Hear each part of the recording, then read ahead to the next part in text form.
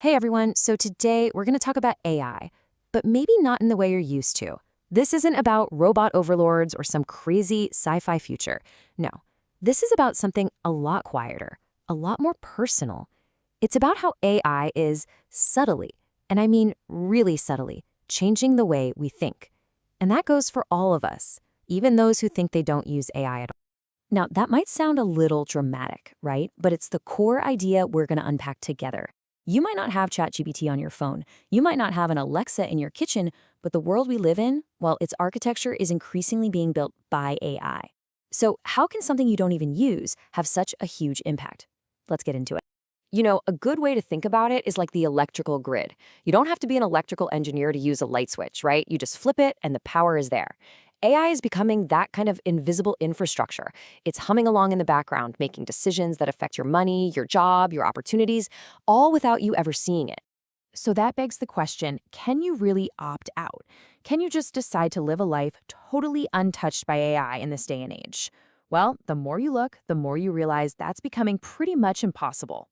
Okay, here's a perfect example you've probably run into. Ever been looking at flights and the price just changes? 1 minute to the next? That's not some person in an office furiously typing. That's AI running what's called dynamic pricing. It's analyzing everything, demand, competitor prices, even the time of day, to set a price just for that exact moment. It learns and adapts on the fly. Or think about getting a job. So many big companies now use AI to do the first pass on resumes. An algorithm reads through hundreds of applications and decides who gets moved to the yes pile for a human to actually look at. Your shot at an opportunity might depend on how an AI interprets your resume. And what about your money? Oh yeah, banks use AI constantly.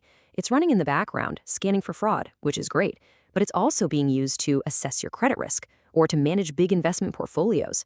These are huge, life-changing decisions that are being shaped by AI systems, whether we realize it or not. And what's really fascinating is who is even aware this is happening. According to Pew Research, you've got about 62% of young adults saying they've heard a lot about AI. But look at the other end of the spectrum. For folks 65 and up, that number drops to just 32%. That's a huge awareness gap.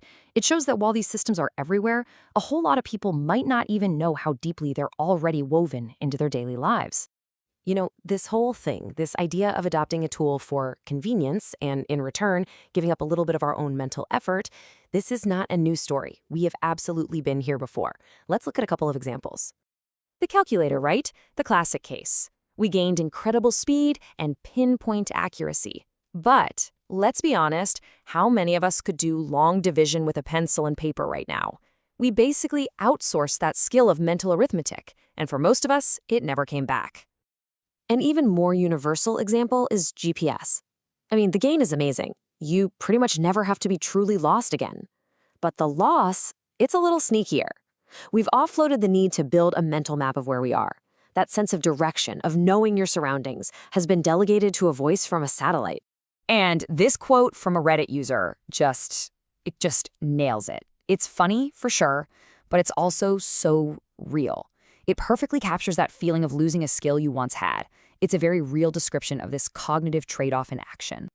So this whole phenomenon, it actually has a scientific name. It's called cognitive offloading.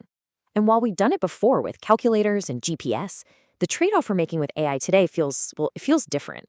It's bigger, deeper, and the stakes are a lot higher.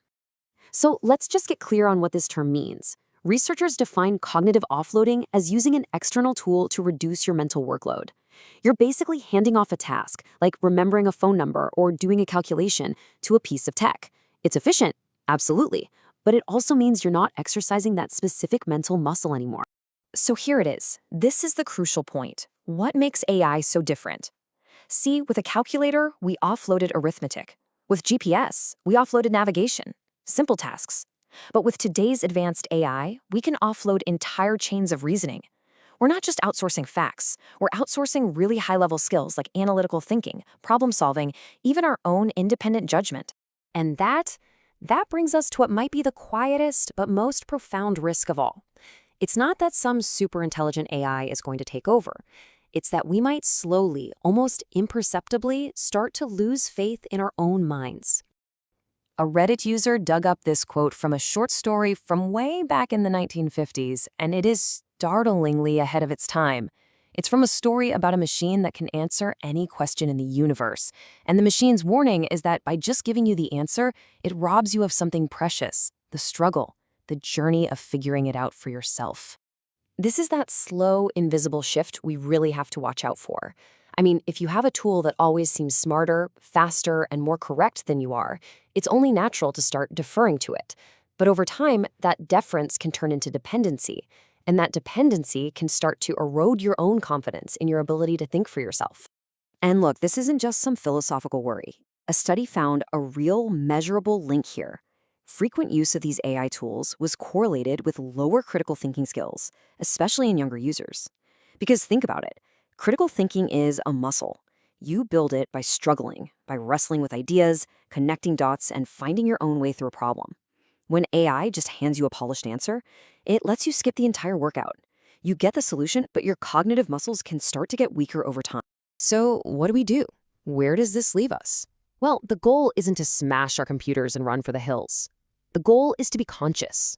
It's about finding a balance where these amazing tools serve as a partner to our own minds, not a replacement for them. And there's a really practical way to do that. It comes down to practicing what's called human oversight. First, just be aware. Know when an AI is in the loop. Second, question what it gives you. Don't just accept its suggestions as fact. Treat it like a first draft, something to be checked and challenged. And third, and this is the most important, always retain the final say. The human has to make the ultimate call. Because in the end, that's what it all comes down to. It's a choice. AI is an incredibly powerful partner, there's no doubt about it. The only question is what role we're going to choose for it in our own lives. Are we going to let it do our thinking for us? Or are we going to use it to help us think better? The choice, really, is up to us.